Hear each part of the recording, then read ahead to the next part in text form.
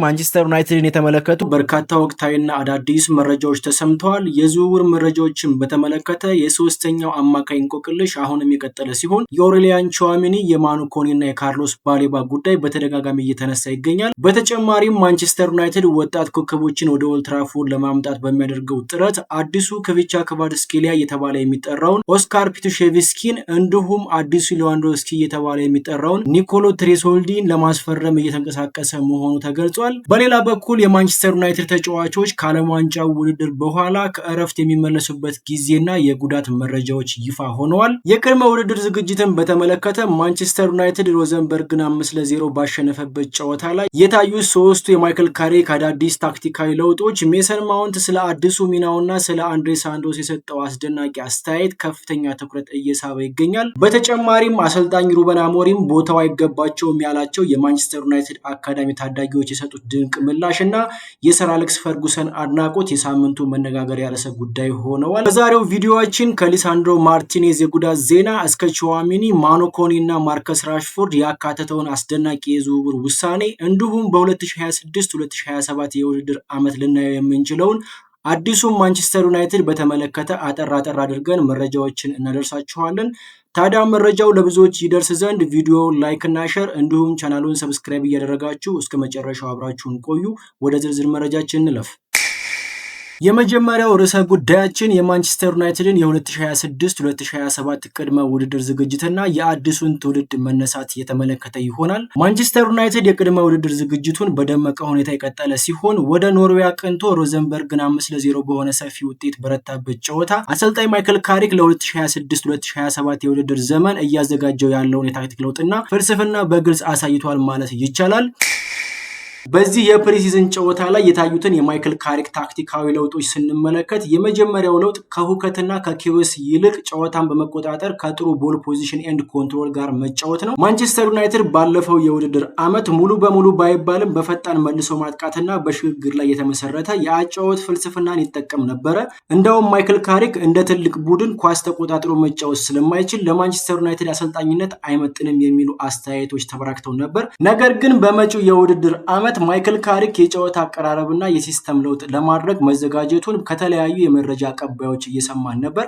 በዚህም መሰረት ከሮዘንበርግ ጋር በተደረገው የወዳጅነት ጨዋታ ላይ የካሪክ ዩናይትድ ተቃራኒ ቡድንን በራሱ ሜዳ ላይ በመጫን ላይ ያተኮረ የአጨዋወት ስትራቴጂን ተግባራዊ ለማድረግ ሲሞክር ተመልክተናል። ተጨማሪም አጫጭር ቅብብሎችን በማድረግ ኳስ ከበረኛ በመጀመርና ከኋላ መስርቶ ለመውጣት የነበረውን ጥረት በተሳካ ሁኔታ ማየት ችለናል። ለዚህም ግልጽ ምሳሌ የሚሆነው ጆሹዋ ዚርክዚ ሁለተኛውን ጎል ሲያስቆጥርና ሃሪ አማስ አራተኛውን ጎል ሲያስቆጥር የነበረውን እንቅስቃሴ መመልከት ይቻላል። በሁለቱም አጋጣሚዎች የማጥቃቱ መነሻ የነበረው ከበረኛ የተጀመረና ያልተቆራረጠ የኳስ ቅብብሎች ነበር። በተለይ ደግሞ እነዚህን ሁለት አጋጣሚዎች ለየት የሚያደርጋቸው ታዳጊዎቹ የመስመር ተከላካዮች ሃሪ አማስ እና ጄደን ካማሰን ቀጥተኛ የሆነ ተሳትፎ አድርገዋል። ሁለተኛው የታክቲክ ለውጥ በአማካይ ክፍል ተጫዋቾች በኩል ግልጽ የሆነ ሚና ተስተውሏል። ለምሳሌ አንድሬ ሳንቶስ እና ሜሰን ማውንት በጋራ መከላከልና ማጥቃት ላይ የነበራቸው ጥምረት ኮምፕሊመንት የሚደረግ ነበር። እንደየሁኔታው ቢቀያየሩም አብዛኛውን ጊዜ አንድሬ ሳንቶስ እንደ 6 ቁጥር ተከላካዮችን ሲያግዝ፣ ሜሰን ማውንት ደግሞ እንደ 8 ቁጥር ወደ ማጥቃት በማድላት የመሃል ክፍሉን ሚዛን ማስጠበቅ ችለዋል። ከዚህ ጋር አያይዘን ሜሰን ማውንት ስለ አዲሱ ሚናውና ስለ አንድሬ ሳንቶስ የሰጠውን አስደናቂ አስተያየት ስንመለከት በማይክል ካሪክ ስር በጥልቅ አማካይ ወይም ደግሞ በዲፕ ሚድፊልደርነት እየተሰለፈ የሚገኘው ሜሰን ማውንት የማጥቃት እንቅስቃሴዎችን በመምራትና ኳስ በመቀማት አስደናቂ እንቅስቃሴውን እያሳየ ይገኛል። ማንቸስተር ዩናይትድ ሮዘንበርግን 5-0 በረታበት ጨዋታ በሁለተኛው አጋማሽ የአምበልነት ማዕረጉን ከሃሪ ማጓየር የተረከበው ሜሰን ማውንት በተሰጠው አዲስ ሚና እጅግ መደሰቱን ገልጿል። ሜሰን ማውንት ሲናገርም በሜዳ ላይ የተለያዩ አይነት መሪዎች አሉ። እኔ በጠንካራ ስራና አርያ በመሆን ቡድኑን የሚመራ ተጫዋች ነኝ። ከዓመታት በፊት ካፒቴን ሆኜ ተጫውቻለሁ። ስለዚህ ኃላፊነቱን እወደዋለሁ ሲል ሜሰን ማውንት ተናግሯል። በተጨማሪም በሜዳ ላይም ሆነ ከሜዳ ውጭ ወጣት ተጫዋቾችን ማናገርና ነፃ እንዲሆኑ ማድረግ የሚያስደስተው ኃላፊነት እንደሆነ ሜሰን ማውንት አክሎ ገልጿል። ከዚህ በተጨማሪ ስለ አንድሬ ሳንቶስም አስተያየቱን ሰጥቷል። ከቼልሲ ቤት በ50 ሚሊዮን ፓውንድ ዩናይትድን የተቀላቀለው ብራዚላዊ አማካይ አንድሬ ሳንቶስ በቅድመ ውድድር ዝግጅት ጨዋታዎች ላይ ጥሩ ፐርፎርማንስን በማሳየት የደጋፊዎችና የቡድን አጋሮችን ቀልብ መሳብ ችሏል። ታዲያ በጥልቅ አማካኝነት አብሮ በመሰለፍ የተጫወተው ሜሰን ማውንት ስለ አዲሱ የቡድን አጋሩ ሲናገር አንድሬ ሳንቶስ አስደናቂ ተጫዋች ነው። አካላዊ ጥንካሬውና ጨዋታዎችን የማንበብ ብቃቱ ከፍተኛ በመሆኑ ቡድናችንን በደንብ ያጠናክረዋል በማለት የአድናቆት አስተያየቱን ሰጥቷል።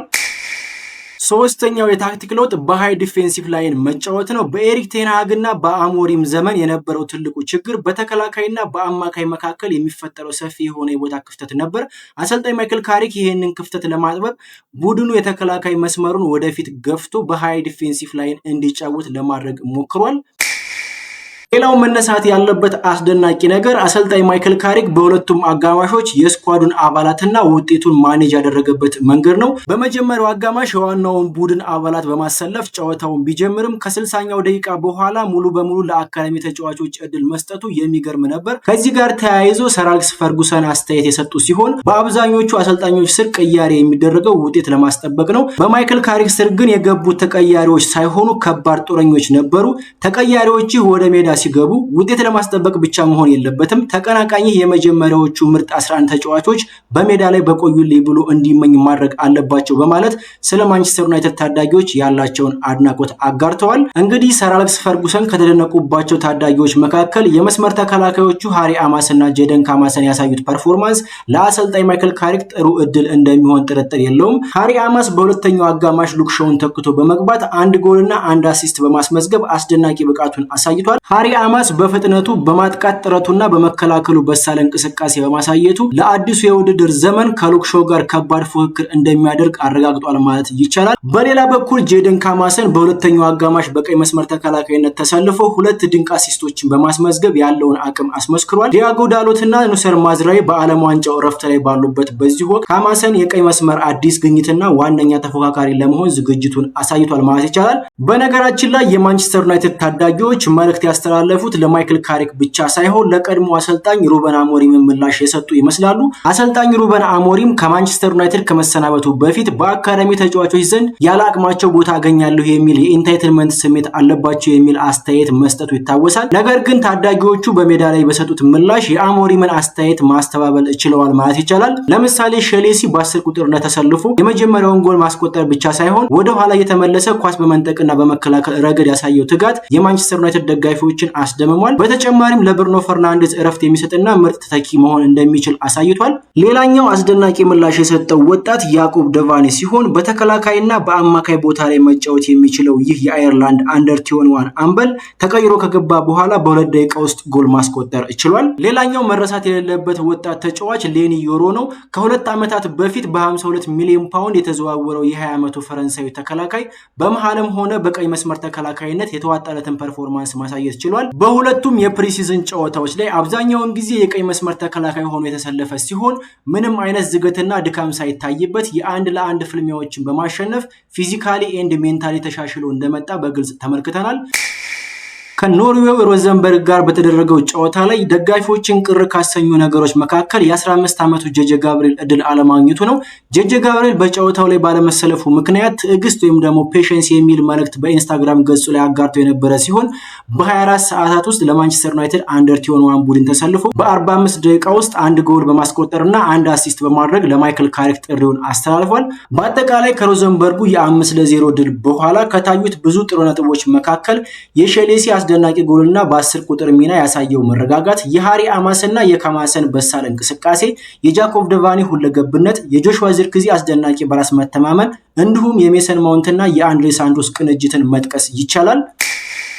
የማንቸስተር ዩናይትድ ተጫዋቾችን ከዓለም ዋንጫው እረፍት በኋላ የመመለሻ ጊዜያቸውን እንዲሁም የጉዳት መረጃን ስንመለከት በዓለም ዋንጫው ምክንያት እረፍት ላይ የነበሩት የማንቸስተር ዩናይትድ ተጫዋቾች በ3 ዙር ወደ ካሪንግተን ይመለሳሉ ተብሎ ይጠበቃል።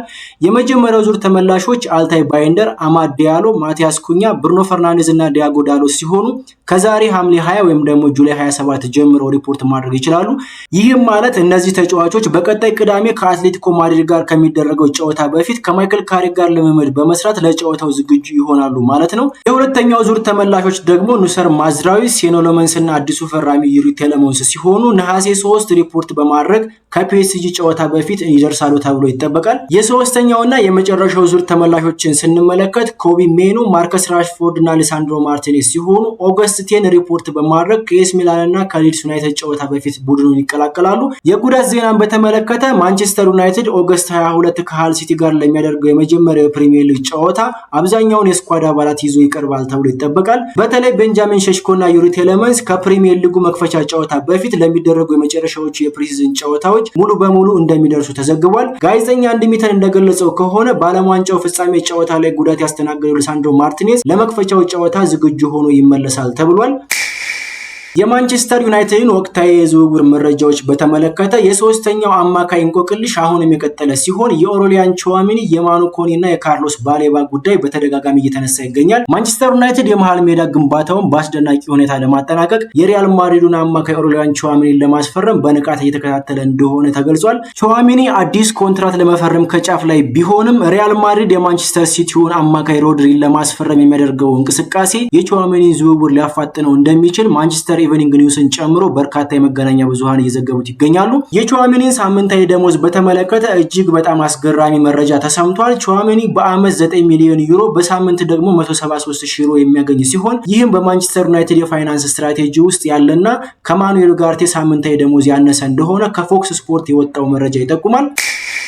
ወደ ሌላኛው የአማካይ ተጫዋች ዝውውር መረጃ ስንሻገር ማንቸስተር ዩናይትድ ማኑ ኮኒን በማርከስ ራሽፎርድ የመቀየር ሐሳብ እንዳለው ተሰምቷል። የጣሊያኑ ጋዜጣ ዴሎ ስፖርት ባወጣው ዘገባ መሰረት ማንቸስተር ዩናይትድ የሮማውን ፈረንሳዊ የመሃል ሜዳ ተጫዋች ማኑ ኮኒን ለማስፈረም በሚያደርገው እንቅስቃሴ ውስጥ ማርከስ ራሽፎርድን በልውውጥ ወይም ደግሞ በስዋፕ ዲል ለማቅረብ እቅድ አለው ብሏል። ከዚህ ጋር ተያይዞ ሮማዎች ለማኑ ኮኒ 60 ሚሊዮን ዩሮ ወይም ደግሞ 51.2 ሚሊዮን ፓውንድ እንደሚፈልጉ የተጠቀሰ ሲሆን በስዋፕ ዲል ለመስማማት የማርከስ ራሽፎርድ ሳምንታዊ ደሞዝ ትልቁ እንቅፋት ሊሆን እንደሚችል ተዘግቧል።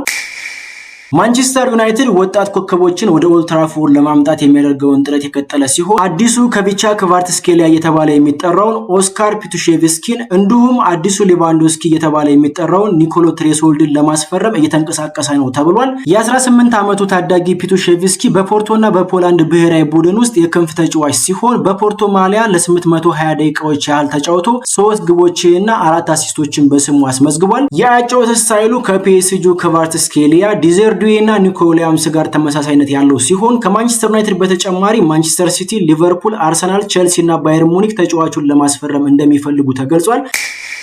ሌላኛው በማንቸስተር ዩናይትድ ክትትል ውስጥ ያለው ታዳጊ አዲሱ ሮበርት ሌዋንዶውስኪ እየተባለ የሚጠራው ኒኮሎ ትሬሶልዲ ነው። ማንቸስተር ዩናይትድ በክለብ ብሩጅ እየተጫወተ የሚገኘውን የ21 ዓመቱን ጀርመናዊ አጥቂ ኒኮሎ ትሬሶልዲን በማስፈረም የጆሹዋ ዚርክዚ ተተኪ ለማድረግ እቅድ እንዳለው እየተነገረ ይገኛል። ጆሹዋ ዚርክዚ ከሮዘንበርግ ጋር በነበረው ጨዋታ ላይ ድንቅ ብቃቱን ቢያሳይም በኦልድ ትራፎርድ ከመቆየት ይልቅ ወደ ጣሊያኑ ክለብ ጁቬንቱስ የመሄድ እድሉ ሰፊ እንደሆነ መረጃዎች ይጠቁማሉ። ባለፈው የውድድር ዘመን 23 ጎሎችን ያስቆጠረው ትሬሶልዲ በሳጥን ውስጥ በሚያሳየው እንቅስቃሴና ከቡድን አጋሮች ጋር ባለው የጨዋታ ቅንጅት የስካውቲንግ ባለሙያዎች ከሮበርት ሌዋንዶውስኪ ጋር እያመሳሰሉት ይገኛሉ። የዝውውር ዋጋውን በተመለከተ ክለብ ብሩጅ ከሮማ የቀረበለትን የ30 ሚሊዮን ፓውንድ ጥያቄ ውድቅ ያደረገው ሲሆን ተጫዋቹን አሳልፎ የሚሰጠው ከፍተኛ የዝውውር ሂሳብ ሲቀርብለት ብቻ መሆኑን አሳውቋል። የማንቸስተር ዩናይትድ ታዳጊዎች ግብ ጠባቂ የሆነውን የራዴክ ቪቴክ ዝውውርና የኢኒዮስ ሰዎችን የሽያጭ ፈተና ስንመለከት በዘንድሮ የቅድመ ውድድር ዝግጅት ድንቅ ብቃቱን እያሳየ የሚገኘውና ባለፈው የውድድር ዓመት በብሪስቶል ሲቲ የውድድር ዓመቱ ኮከብ ተጫዋች ተብሎ የተሸለመው የ22 ዓመቱ ግብ ጠባቂ ራዴክ ቪቴክ በቋሚነት ተሰልፎ መጫወት ስለሚፈልግ ኦልድ ትራፎርድን ለቆ ለመውጣት ወስኗል። ከዚህ ጋር ተያይዞ የሻምፒዮንሺፑ ክለብ ሚድልስቦሮ እና የስኮትላንዱ ሻምፒዮን ሴልቲክ ተጫዋቹን ለማስፈረም ንግግር መጀመራቸውን መረጃ ይጠቁማሉ። የራዴክ ቪቴክ ኮንትራት እስከ 2028 የሚቆይ በመሆኑ ማንቸስተር ዩናይትድ ተጫዋቹን በቅናሽ ዋጋ ለመሸጥ የሚያስገድደው ምንም አይነት የፋይናንስ ጫና የለበትም። ነገር ግን የኢኒዮስ ሰዎች ቪቴክን ለመሸጥ ካሰቡ ማንቸስተር ሲቲ ጄምስ ትራፎርድን በ27 ሚሊዮን ፓውንድ እንደሸጠው ሁሉ ማንቸስተር ዩናይትድም ተመሳሳይ እድገት እያሳየ ያለውን ቪቴክን በተቀራራቢ ዋጋ መሸጥ አለበት የሚሉ አስተያየቶች እየተሰጡ ይገኛሉ።